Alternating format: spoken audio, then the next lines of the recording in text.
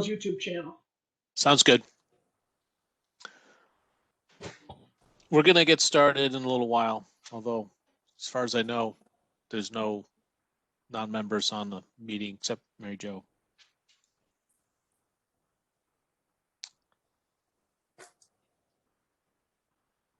And Jason. Yes, Jason, our engineer. Thank you, Jason, for joining us. Good call.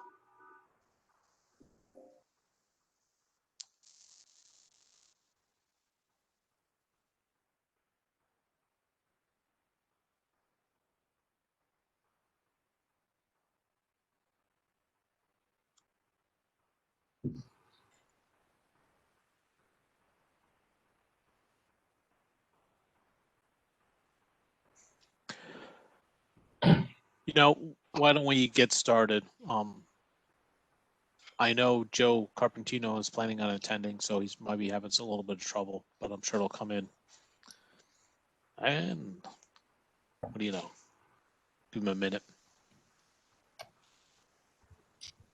Andrew is trying to get in to send out an email that she's having some difficulties. Sounds good.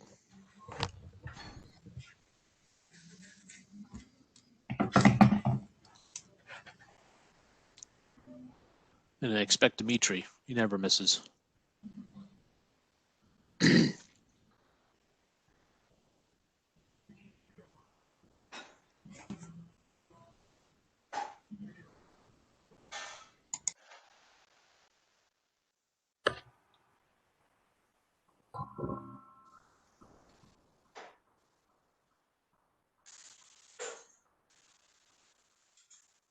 This one? Yeah. Okay.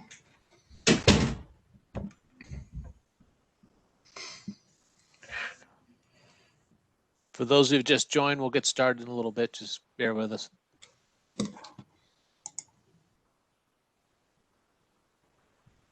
Well, why don't we start? So this is Rich Pendergast. This is being recorded. This is the Town of Old Lyme's WPCA meeting. First order of business is going to go through a quick agenda for those who may have not seen it. We're going to do call of order, the approval of minutes, budget update, business and Soundview sewer project area, which includes discussion about IMAs, design review considerations. There's a specific project about well abandonment letter, sewer ordinance gap, if there's any updates. We'll do new correspondence, if any. There is some new correspondence, new business, public comment, and adjournment. So with that, I would like to have a motion to approve the minutes from February 9th. I think Steve waved his hand as making the motion. Anyone, can I have a second? I'll second. James, okay. Open discussion. Were there any clarifications, things incorrect, things you want to change? This is your chance to discuss it. Any comments about the minutes from February 9th? I'm not seeing any waving hands. I'm not hearing anyone. So all those in favor of the WPCA to approve the minutes from February 9th, please raise your hand if I can see you. So let the record show that Frank, Joe, James, Randy, and Steve voted in affirmative. Rob, how did you vote? Affirmative or for or against? For. For. So Rob voted for. Are there any objections? Any people abstaining? Okay, the motion carries. Minutes are approved. Thank you, everybody. The next line item is the budget updates. For that, I'll hand the microphone over to Joe. Joe, you want to give us an update on the budget? Thank you, Rich. Okay, so as far as expenditures from our last meeting, we paid our clerk. So thank you for your service. And there was a $380 invoice that we redirected to one of the other WPCAs. It was originally given or sent to us but it's not ours. And overall, as far as where we are with our yearly budget, we've spent most of our money on legal fees and some other smaller things. So we're at about 48% left with our budget, which leaves us roughly 44,000 for the rest of the year. Thank you, Joe. Any comments about? If you could mute your phones or what? Thank you. Thank you, Jennifer. Any comments or questions about Joe's report? I know it's a summary level, but I think that's kind of what we usually ask for. Okay, hearing none. We're going to move to the next item. Item 4, business. This is a Soundview Sewer Miscellaneous Area B project.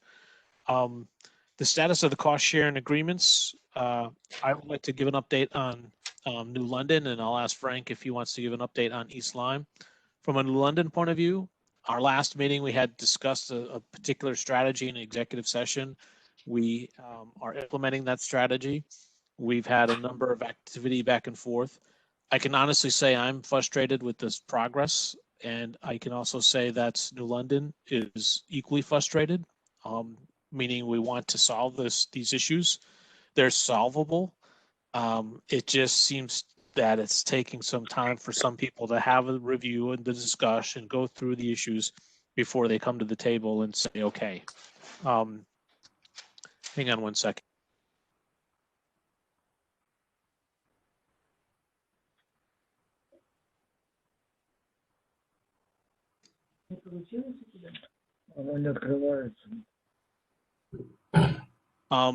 So sorry about that. So I think we should be able to resolve the New London IMA shortly. I was not really given an ETA on how to solve these problems, but the problem seems solvable to me from what I've seen. And we are actively moving with discussions every couple of days, it seems. So that's my report out on the New London IMA. Frank, do you want to say anything about the status of the East Lyme? Yes. East Lyme WPCA actually had a meeting in late January in which they approved having Old Lyme join the IMA that exists between East Lyme and the Private Beach Association. All the terms will be the same as the Private Beach Association, so we're not doing better and we're not doing worse. They're working on the paperwork on the amendment.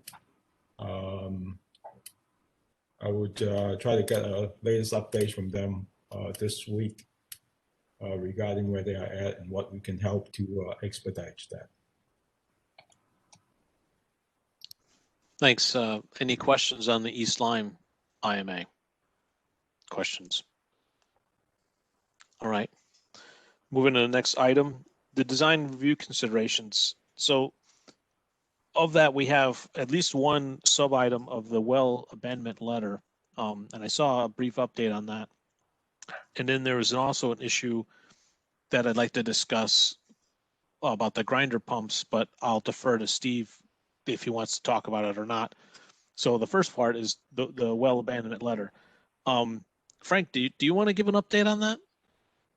Or, I mean, I think the letters were sent out. That was the referring. Yeah, we sent out. The Jan Datum sent out a total of 9 letters, 7 last week and 2, I think, today or yesterday, for a total of 9. I'm still trying to identify the well location on several properties. It might require a actual physical walkthrough to figure that out because none of the drawings show anything regarding the locations. I do have some updates from Connecticut Water Company regarding their position and Latchley Health District's position on well abandonment. So, and that's in line with what we have in the letter.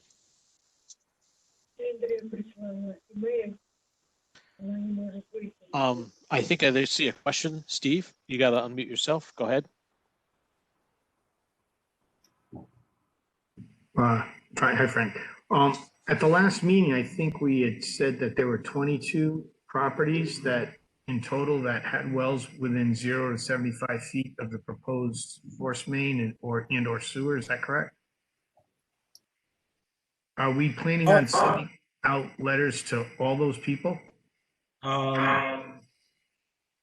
Each 22 properties identified, they have wells, but I cross-checked that with the Connecticut Water Company's connection, and a number of them are actually Connecticut Water, which I reached out to Connecticut Water, and they are isolated from the well water. The well is isolated from the Connecticut Water.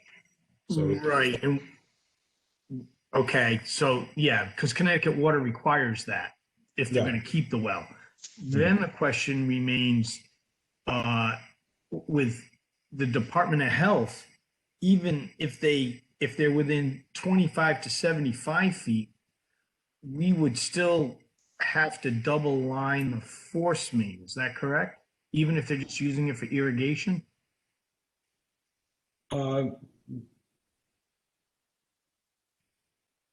That's Yes. correct. That's correct. That's why I want to identify them, make sure that that's indeed the case, and then send out a letter instead of sending out a letter and having it come back. Okay. All right. Okay. And then could from our last from the task force's last meeting was a request by a resident who didn't get to speak, Mary Daly. Mary Daly, thank you, Richard. Requested a list of the 22 properties that we were discussing. I don't see that being a sensitive issue, but is there a way to get a list?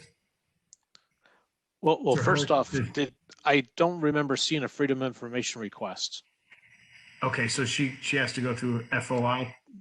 Well, yeah, but it's not that hard. It's send an email to the first selectman's office Okay, because they're tracking the responses, and we okay, don't, we in the past, just for those who might be listening, if we give out information that if we point to public information already, it's not a big deal. But to give out information like this, we don't want to be accused of playing favorites and giving the information to some and making others do a freedom of information request. okay, And we don't want people, which has happened in the past, request information and then say that they never got it. So with the freedom of information request, it documents it. And it's not hard to do. It's just, Okay. like I said, simple email to the selectman's office saying, I like this information. I will inform Mary of that. I don't know Yeah. if it's the information typically should be public. Yeah, Just that some of the records were lost. Well, Ian, we're all the records are public except for the ones that aren't.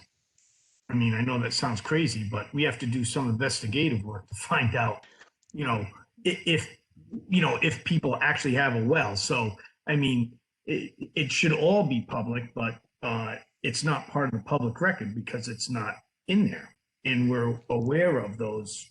We're aware of some people that we don't know how they're getting water. So, Yeah.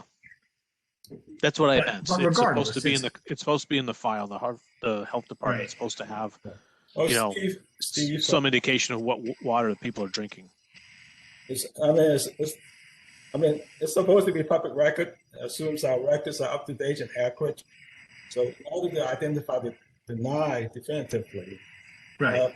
the public record, town record, also the Connecticut Waters record regarding who they have connected, and also the President O'Neill survey that they did Right.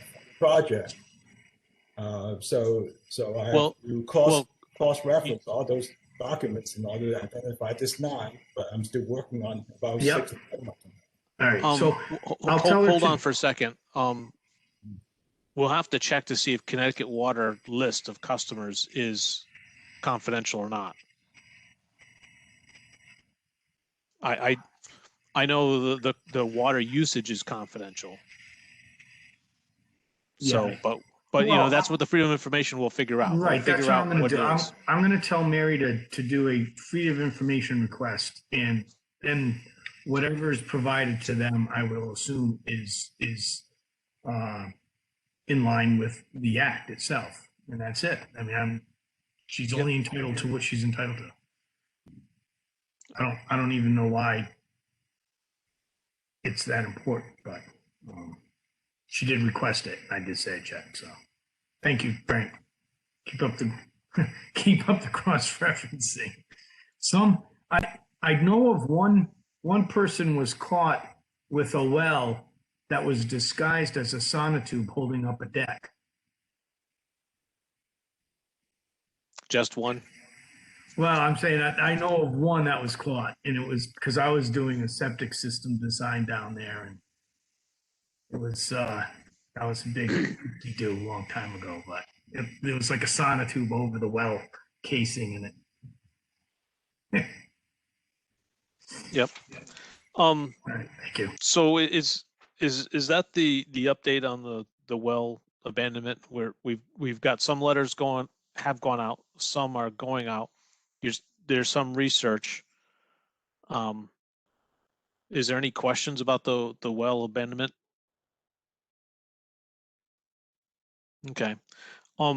So Steve, you know, I forwarded you some information Yeah. before the meeting, and it was it was an action that I was requested to take. And is it okay if we start talking about this, or Sure. does it fit with your plan? Okay. So the action, for those to remind everyone, was for me to get information about the financial impact and the engineering impact of connecting miscellaneous B sections of the left and the right of that scope into Miami and Old Colony to use gravity feed. And Jason, actually, who's on this call, did a fantastic job of trying to understand what I was saying and provide I think, a very helpful email based on his research.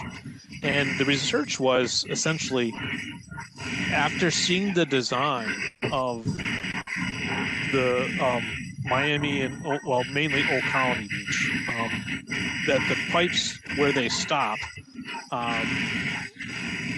was different than where we thought they would go. And the idea is that using grinder pumps would actually be less expensive now than what we thought would be very more expensive. And that's why we seeked out a chance to have those select houses connected to Old Colony through gravity feed. Grinder pumps are used in various sewer projects for those particular houses that happen to be at a grade level that is not conducive to gravity flow. So I did not talk to Old Colony's representatives after learning this information, because I thought maybe we should discuss it here.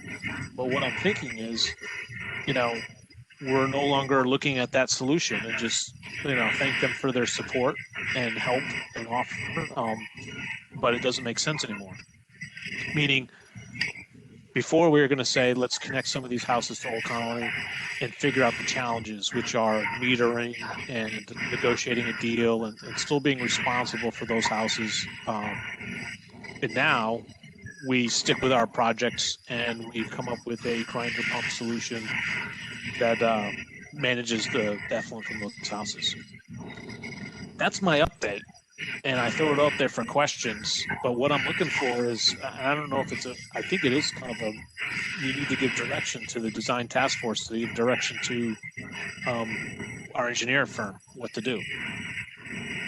So, Rich, I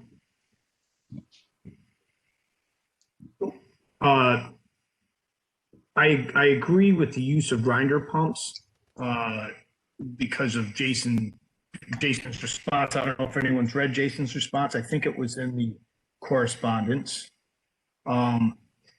Where, and this is probably a question to Jason, is where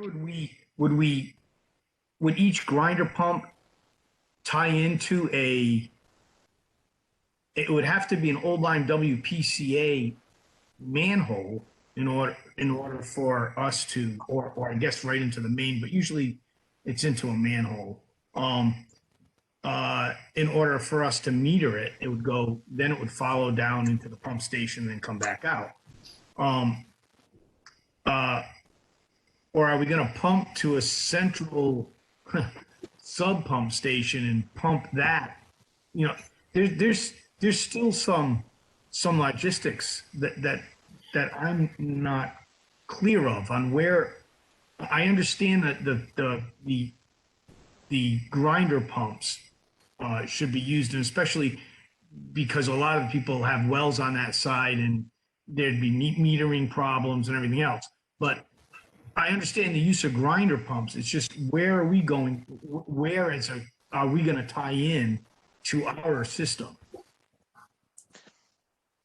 So And I guess Jason, that's Jason's. if you have a chance to comment, that'd be great. Your invited engineer, for those people listening, Wood and Curran. That's why you're speaking, and you're not a WPCA member. Go ahead. Okay. Yeah, so what we would do, the roads we're talking about on the Old Colony side are Old Colony Road north of Shore Road, and also Green Ave north of Shore Road.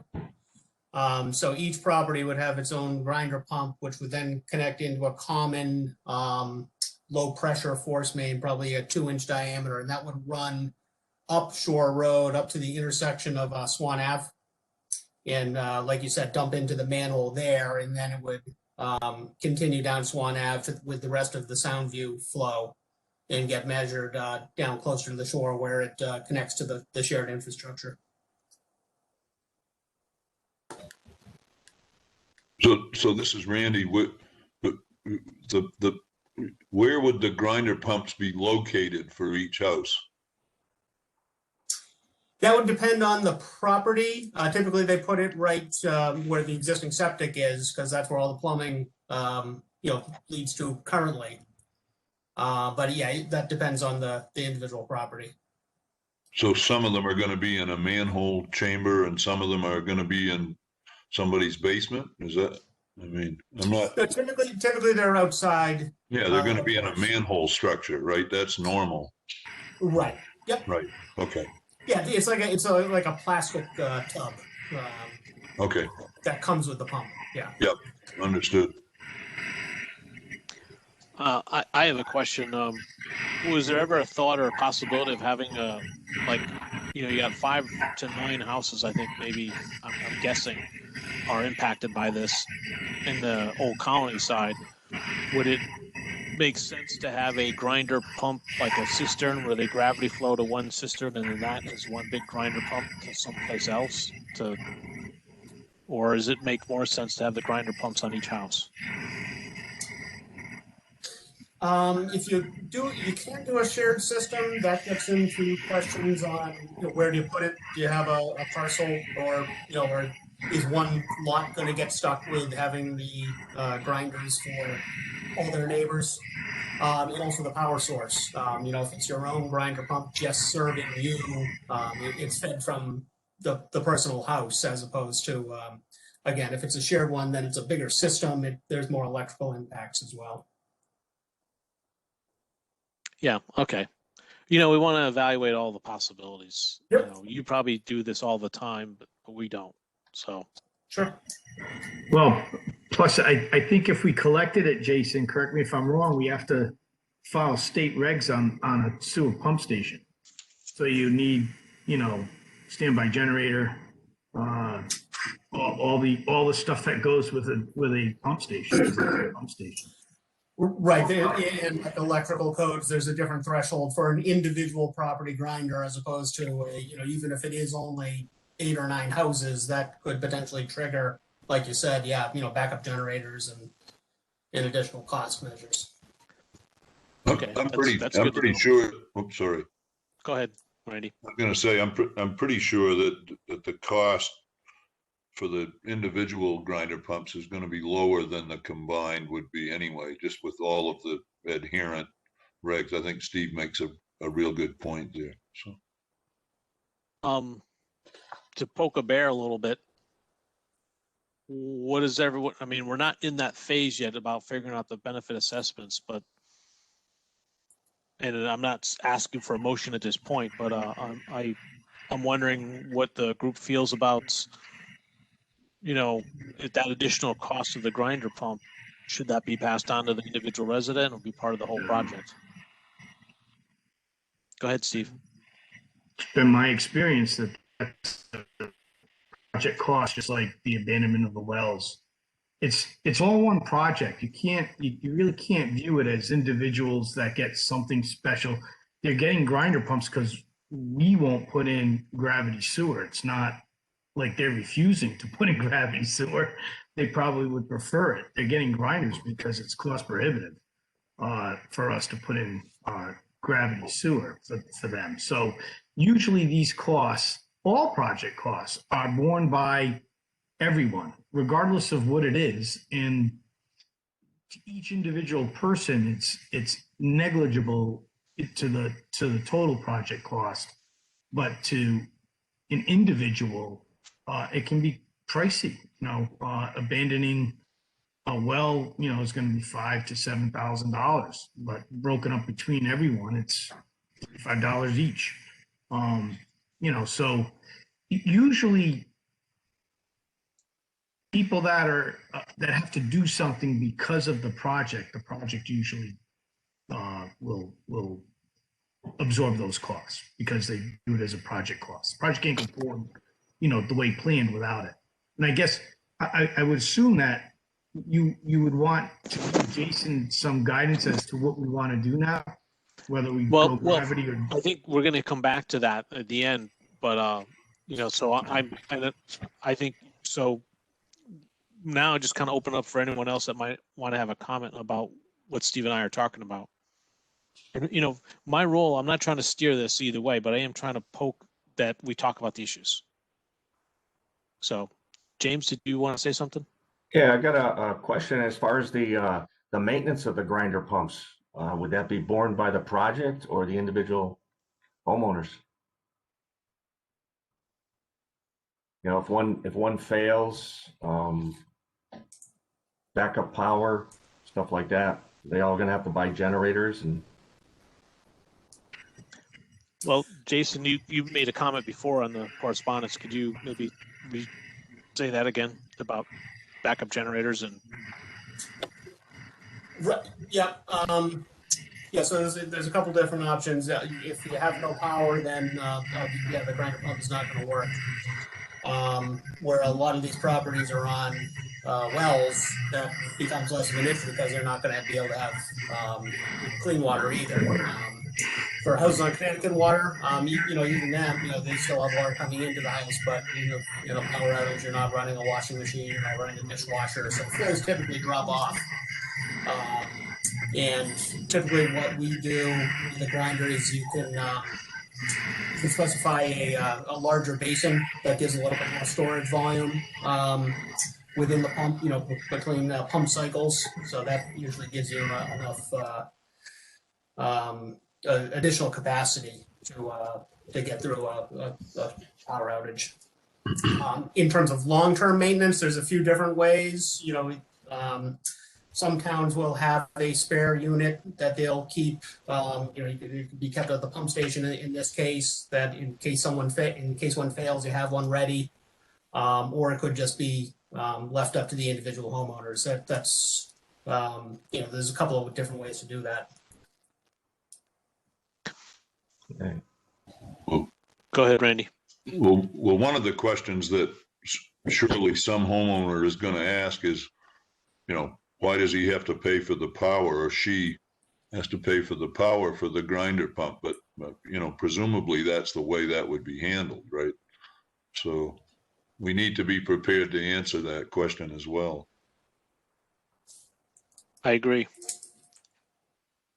You know, it's part of the challenge of this project. It's we're solving problems here. Go ahead, Steve. Well, they don't have to hook up to our system. We have to make our system available to hook up to. No. They have no choice. It's not optional to hook up to the sewer system or not. Well, I thought it was an option to pay for the hookup fee. But as far as physically hooking up, They physically have to hook up to the sewer system. We're not getting funding where it's like, well, you might want to set up or not. I mean, that totally changes everything, but no, it's a requirement. oh, To fix our administration order, we have to do this project, and that's what the whole plan is. So that's Okay. the scope of the So- area. So it's so different then- than water or something like that, or expanding if we were doing the sewer system on our own, and like, some towns have that where it's like existing houses are fine, and if they Right. have a problem, they hook up. right. All right. So, well, they'll have to pay for it. I mean, that's, this is, I did a project for East Lyme. It was forced hookup of pump stations, of these grinder pumps. And I would have to have a state cop with me because they were under court order to let me install their grinder pump. It's not a very good job as a contractor to do, but if it's required, it's required. They don't really have much of a choice. If that's in the plans and that's the way the system's designed, eventually you get around to putting them in. And East Lyme forced 22 people in their town to use these grinder pumps. And that was it. So, and we hooked up to their electricity. Now, East Lyme maintains theirs, and Waterford, I don't believe, does. So, there's both scenarios that Jason said. So this might trigger us to make some adjustments in our ordinances. Like we have a 7-year pump out, we might have some period of time to inspect the grinder pumps. Right. Randy, were you going to say something? Yeah, I was just going to say, so the WPCA, we would own maintenance of those grinder pumps. If one breaks down, we have to put another one in or have it repaired. Is that correct? I think that's up for discussion. I think other towns fund the first one and then the homeowner owns it, and then other towns completely service it. One way to get approval from the state for the alternate systems, like I think Old Saybrook was doing, is that Old Saybrook is managing the systems. So Old Saybrook goes in and has someone inspect it, and the service person, and they don't screw around. If they think it's starting to fail, they replace it. While a homeowner might say, it fails, let's just not flush the toilet so often. Right. And then it becomes a problem. Can I ask what the cost difference was? What was the disparity in cost roughly between going gravity sewer? I mean, it must have been pretty substantial. We got Versus some grinder. correspondence that said it would save us $20,000 to use the grinder pumps. And we know if we connect to Old Colony through a gravity feed, we have to extend their sewer line past what they are planning on. But we also have to negotiate, figure out how we're going to manage the flow, which is a Right. big hill to climb. Yeah. Because there's no reliable way of measuring the flow of a half full pipe. Right, understood. I'm asking that just because if we go the grinder pump routine, it seems to me we need to get real definitive on who pays the project is gonna pay to install it. Is the homeowner gonna pay for maintenance? He or she is gonna pay for power to supply the pump. Is he or she gonna pay for the maintenance? We need to get clear on that. I don't know. See, what does everyone else think? Can I make a suggestion, Rich? Sure. You think the task force should discuss this and report back? Yeah. I think So, at the start of this, I was a little concerned if this is the right place for it or not. So I can report back. I did my part. Jason told me a new answer and it made sense. And I think when I started this conversation, let me hear it from the members. Do we want to decline the offer with Old Colony, or do we want to keep it alive and do more research? And Steve, maybe you take the lead on, if you're going to take it back to your committee, what you think you want to discuss in the committee. All right, Jason, can it wait another month and answer one way or the other on this? Yeah, that timing works because we're waiting to hear on the wells as well. So Okay. yeah, if we can kind of get all that at the same time, then that'll be kind of the final push. All right. So why don't we bring it back to the task force, discuss the grinder pumps versus gravity, discuss how we would possibly get into Old Colony. I know that one of the problems was that they wanted to meter Connecticut water going in, and since these people don't have Connecticut water, they have wells. There's really no definitive way of metering or easy way of metering. So we could discuss that, and then we could discuss if we do choose to do a grinder pump, the mechanisms on maintenance and repair. So I think that maybe we should bring that back to committee, and then we can report back our findings, and then we could maybe discuss it a little more in concrete terms. Okay. I think that's fine. I think that's a good solution. And, maybe you research the costs to try to get a feel for, answering some of those questions that came up. What Sounds good. grinder pump costs and, how much electricity it uses or how many watts it uses. It's probably more detail than most would do, but okay. So, do we have any more questions on this subject?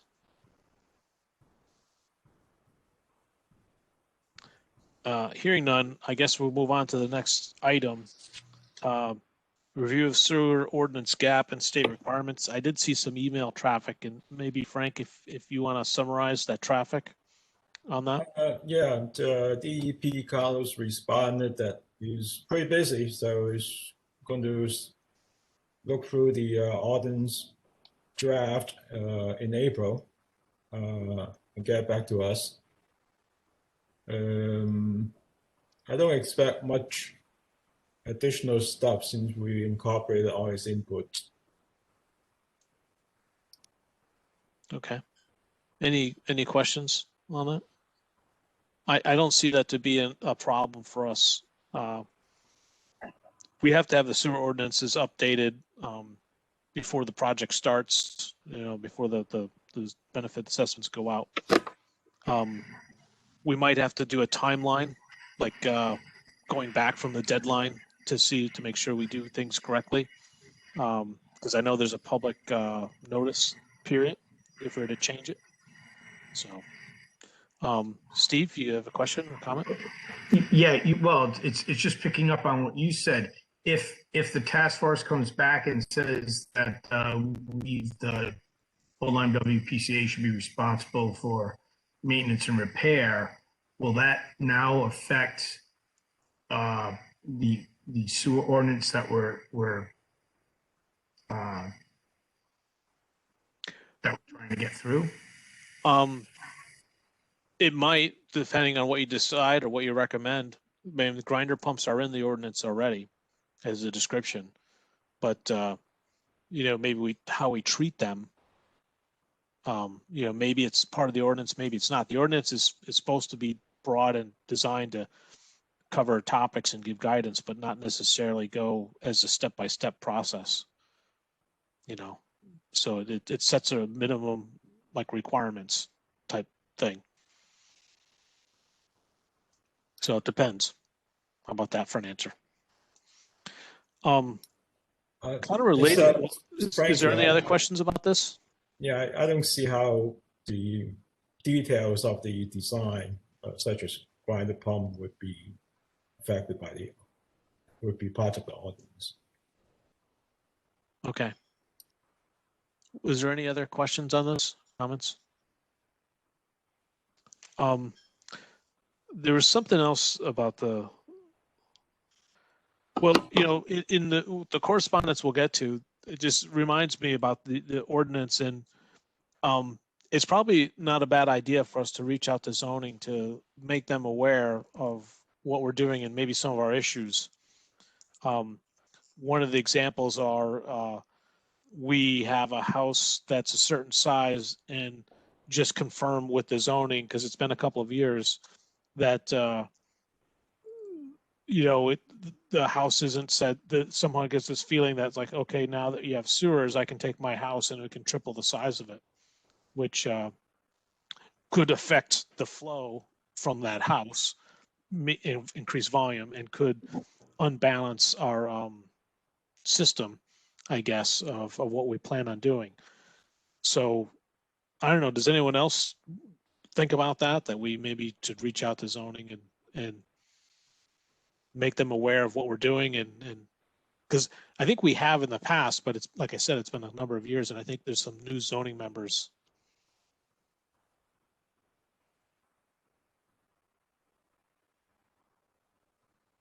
Am I still How connected? realistic? Oh, okay. Sorry, Rich. Go ahead.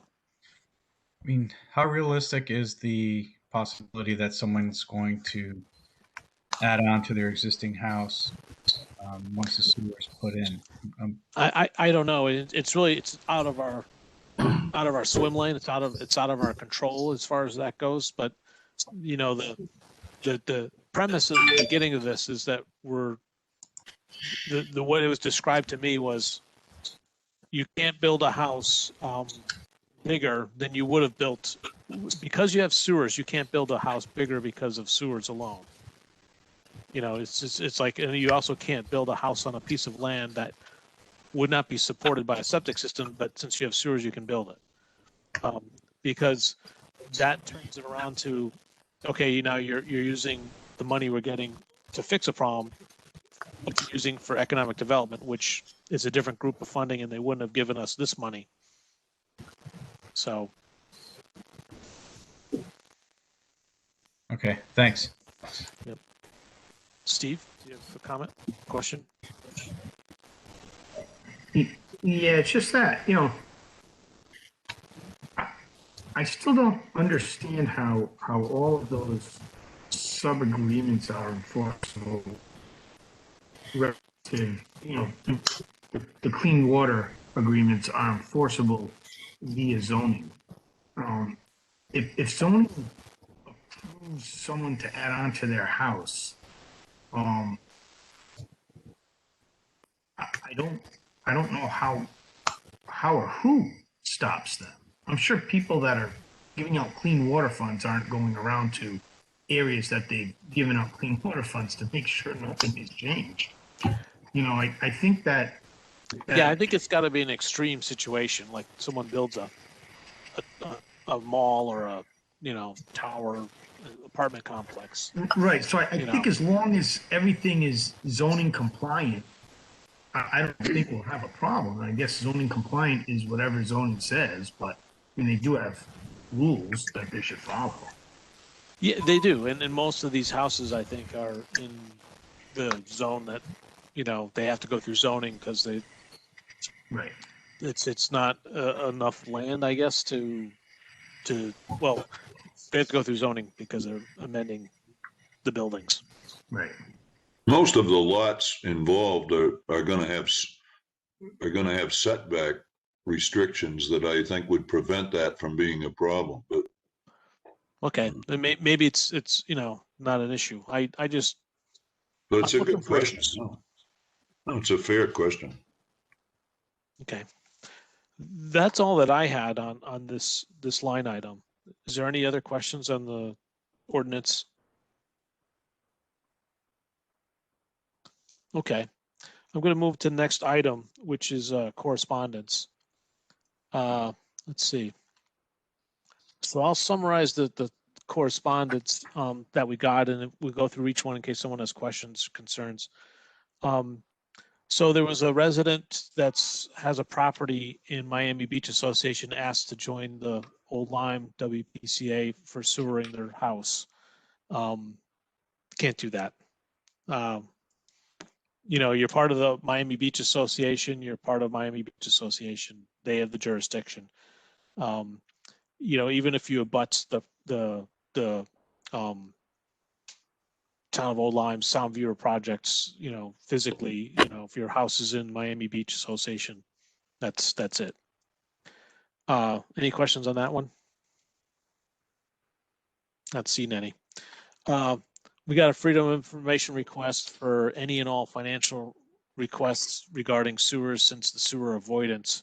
That's paraphrased to some degree. We did our best to comply with that. It took a lot of effort from a couple of different people. And, we clarified, try to narrow the requests down. There was other additional requests in there, like a request for forensic accounting of all the financial activity of this of the WPCA. We don't have to do that for freedom of information requests. We have to provide information that we have, and we did.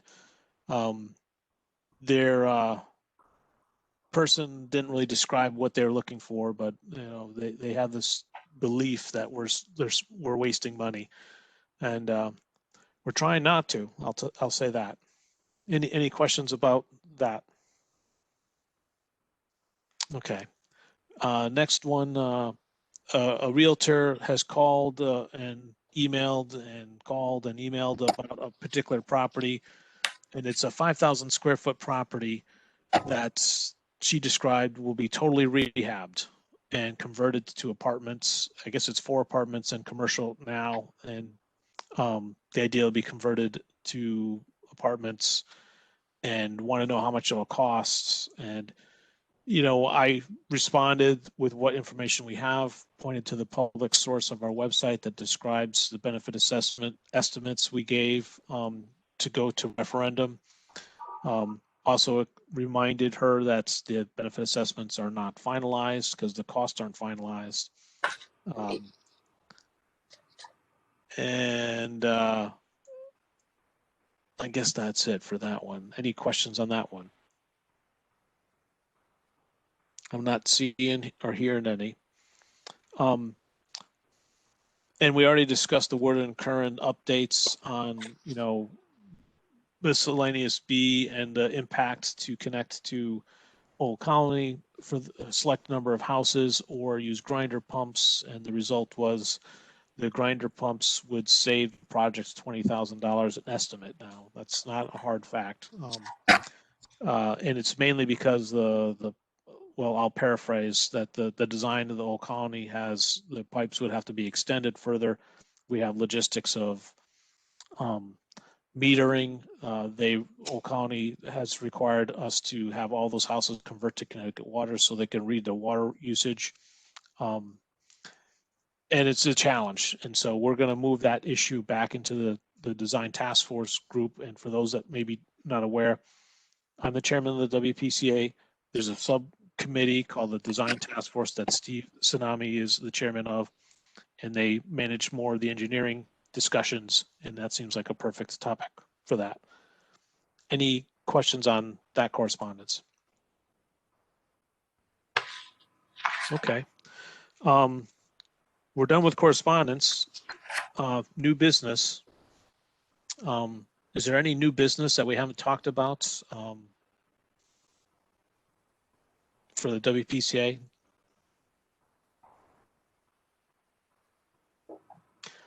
I didn't hear any news business, and now we'll go into public comment. For those that you haven't done this before, since we're doing this virtually, it's kind of hard to figure out, so everyone talks at once. So if you could do is, what you could do is you can say your name or recognize you, you can speak. We'd like your comments to be related to the sewer project or to the WPCA issues. There is a time limit, we'll let you go as long as it goes forward. I might give you a nudge to, stay specific to the areas. We do not engage back and forth in a question and answer session. So you make your public comment.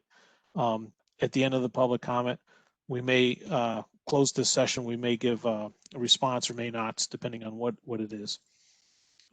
So would anyone in the public like to make a public comment? If you do, go ahead and say your name and we'll recognize you.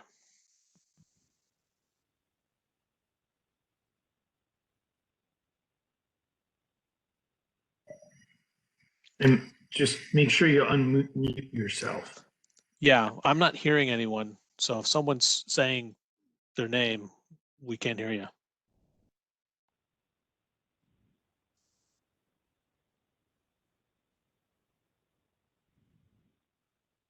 So last call for public comment.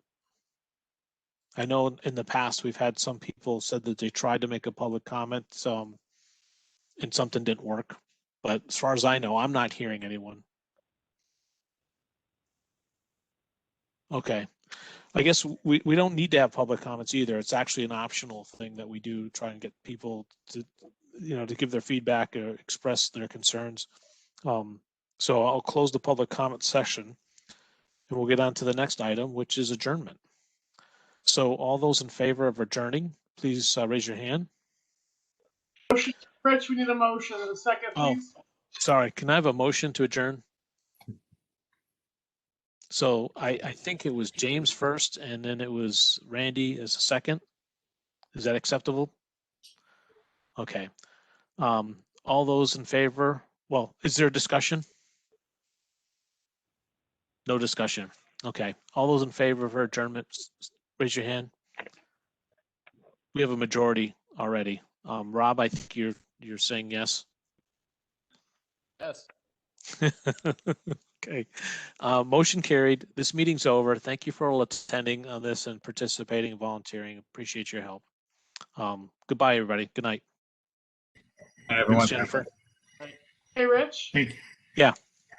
Just wanted to let you know during the meeting, Andrea and Dimitri both emailed saying Andrea was trying to get on and couldn't.